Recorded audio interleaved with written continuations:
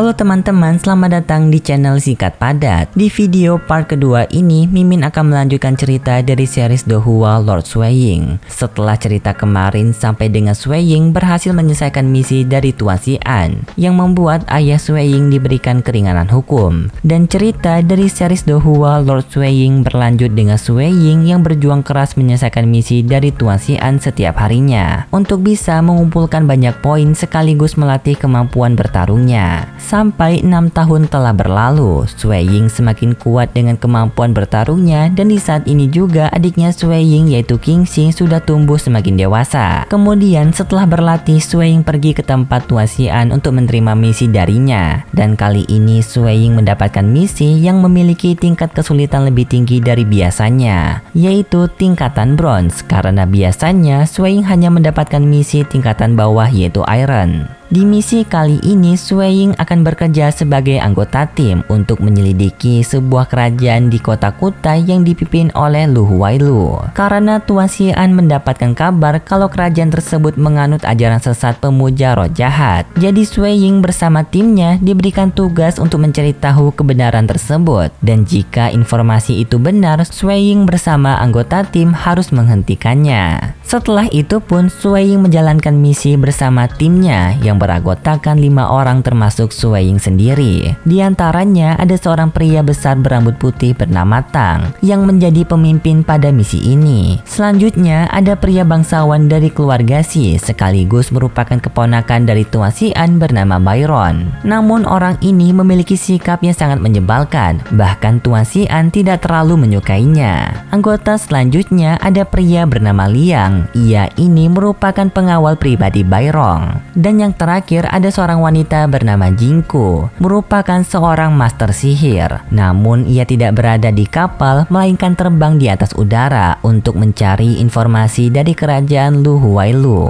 Namun di saat perjalanan mereka hampir sampai, sangat disayangkan keberadaan mereka ketahuan oleh kerajaan Lu Huailu yang membuat kapal mereka diserang menggunakan meriam sampai kapal tersebut rusak dan akan terjatuh.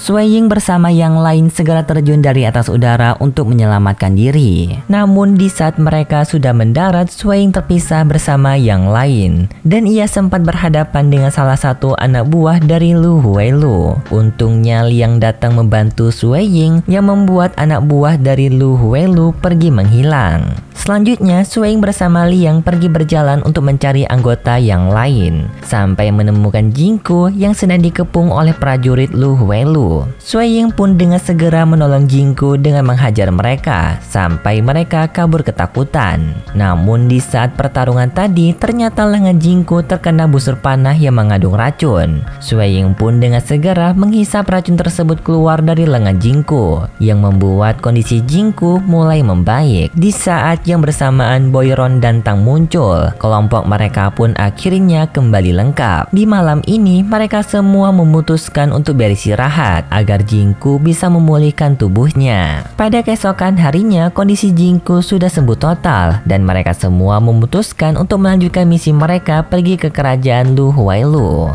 Jingku sendiri sempat mengucapkan terima kasih kepada Suiying atas pertolongannya tadi malam. Namun di saat itu Byron datang mengganggu kebersamaan mereka berdua karena ternyata Byron ini sudah lama jatuh cinta kepada Jingku dan ia cemburu melihat Jingku yang berdekatan dengan Suiying. Perjalanan mereka pun akhirnya telah sampai di istana Lu Huailu. Namun karena istana tersebut tidak mau membukakan pintu untuk mereka, Suiying bersama yang lain memutuskan untuk masuk secara paksa menyerang gerbang kerajaan Lu Huailu.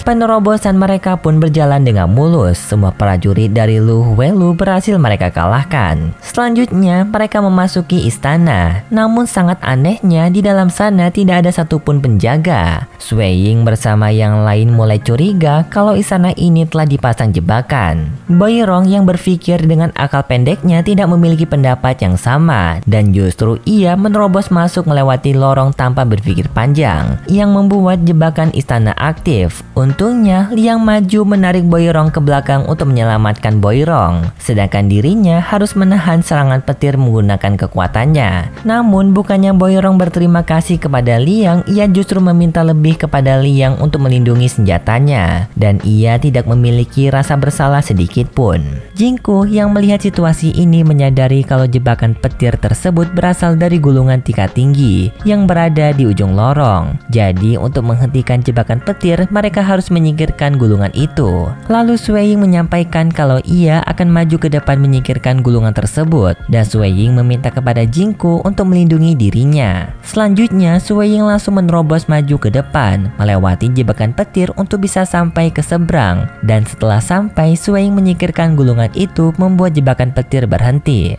Berkat pertolongan cepat dari Sui Ying, Liang tidak mengalami luka berat, hanya sedikit merasa kelelahan. Lalu Jingku menutup segel gulungan menggunakan kekuatannya, yang kemudian dititipkan kepada Sui Ying agar ia bisa memberikan gulungan tersebut kepada adiknya. Karena ternyata Jingku ini sudah tahu kalau Sui Ying memiliki seorang adik yang ahli di bidang sihir dari informasi Guru Bei. Selanjutnya mereka kembali melanjutkan perjalanan menuju ke tempat Lu Huailu. Namun setelah membuka pintu ke ruangan berikutnya, tiba-tiba saja muncul cahaya terang dari balik pintu yang membuat mereka semua tidak tersadarkan diri sampai masuk ke dalam ingatan mimpi, yang dimana hal ini merupakan ulah dari anak buah Lu Huailu untuk menghentikan mereka. Mimpi yang dialami oleh Sui Ying tentang kehidupan yang ia inginkan selama ini, yaitu hidup bersama kedua orang tuanya. Namun di tengah mimpi dari Sui Ying merasakan ada kejanggalan, yang dimana Sui Ying menanyakan kalung pemberian dari Yao Ye, tetapi Yao Ye menyampaikan kalau ia tidak pernah memberikan kalung. Di saat itu Sui Ying langsung sadar kalau ini bukan di dunia nyata, dan ia langsung terbangun dari mimpinya. Sui Ying yang telah tersadarkan diri kaget karena ia sekarang berada di dunia cermin buatan dari anak buah Lu Huailu, dan terlihat kalau Jingku sudah tersadarkan diri, namun yang lain masih terbawa ke dunia mimpi. Lalu Jingku mengajak Sui Ying untuk membangunkan yang lain dengan pergi ke alam bawah sadar dari teman-teman mereka, yang dimana cara tersebut berhasil membuat mereka semua kembali terbangun. Namun di saat itu tiba-tiba saja salah satu anak buah dari Lu Huailu datang untuk menghabisi mereka. Walaupun ia hanya satu orang, kekuatan yang dimilikinya sangat hebat. Dalam pertarungan tersebut, ia mampu membuat mereka semua terpojok karena kekuatannya berasal dari refleksi cermin, membuat Sui Ying dan yang lain sulit membaca pergerakan lawan. Untungnya Jingku menyadari hal tersebut dan ia segera menghancurkan dunia cermin buatan anak buah Lu Huailu, membuat kemampuannya langsung turun drastis. Anak buah Lu Huailu pun berniat untuk kabur karena ia merasa tidak sanggup berhadapan dengan 5 orang sekaligus.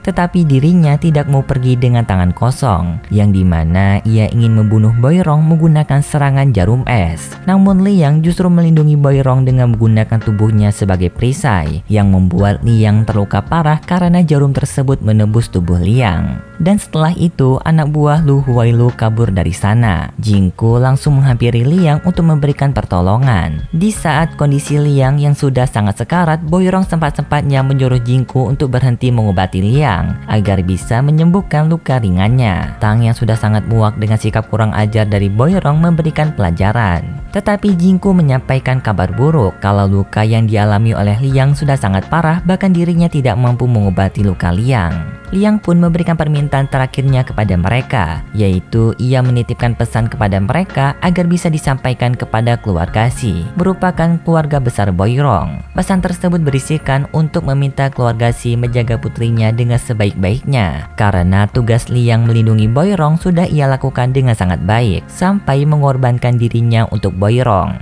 Dan setelah itu Liang menghembuskan nafas terakhirnya. Boirong bukannya merasa bersalah dengan berduka cita atas kepergian Liang, ia malah membuat suasana menjadi buruk dengan mengolok-olok pengorbanan Liang, menyebutnya sebagai hal konyol. Sui Ying yang sudah sangat kesal hampir saja ingin membunuh Boirong, namun ia tidak melakukan hal tersebut karena Sui Ying tidak mau menyia-nyiakan pengorbanan yang telah dilakukan oleh Liang. Di sini Sui Ying, Jingku, dan Tang menggunakan sikap bodoh amat kepada Boirong. Jika terjadi hal buruk kepada Boirong, mereka tidak peduli. Setelah itu mereka melanjutkan misi mereka, yang dimana pada ruangan selanjutnya mereka bertemu dengan 3 anak buah dari Lu Huailu yang siap membunuh mereka, dan terjadilah pertarungan di antara mereka.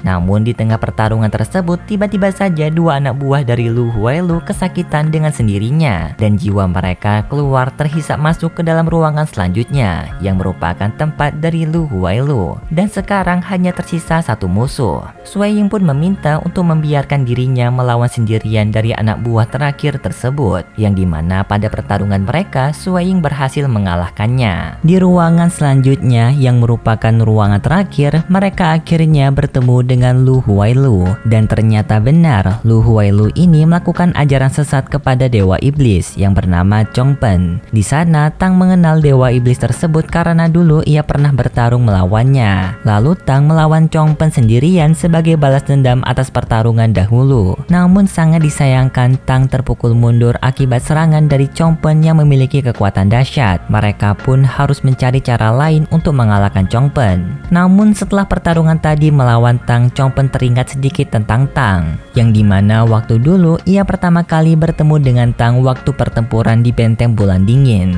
Di pertarungan tersebut, Chongpen membunuh semua pasukan dari teman-teman Tang yang berjumlah 469 orang dengan sangat mudah, sampai hanya menyisakan Tang seorang. Namun di saat itu, Chongpen tidak membunuh Tang karena ia ingin menyisakan 1 orang saja sebagai hiburan atas pembantaiannya, yang dimana hal tersebut menjadi beban hidup tersendiri bagi Tang. Karena Tang sering sekali merasakan penyesalan atas pengorbanan teman-temannya di waktu pertempuran itu. Di sini pun Tang berniat untuk menyelesaikan semua rasa penyesalannya dengan menggunakan serangan terakhirnya, yang dimana serangan tersebut Tang menggunakan semua tenaganya untuk meledakkan diri bersama Chongpen. Serangan Tang pun berhasil melukai Chongpen, namun masih belum cukup untuk mengalahkannya. Sedangkan Tang sendiri kondisinya sangat lemah dan ia pun menghembuskan nafas terakhirnya setelah mengeluarkan serangan tersebut. 终于，今天俺能挤再找赎罪的机会。唐老，我认出去。唐老，唐老。 Maaf, sepertinya video part kedua ini berakhir dengan pengorbanan Tang. Dan untuk kelanjutan ceritanya akan berlanjut di video part ketiga nanti. Jika kalian suka dengan video ini, bisa kasih like serta subscribe. Dan sampai jumpa di video selanjutnya.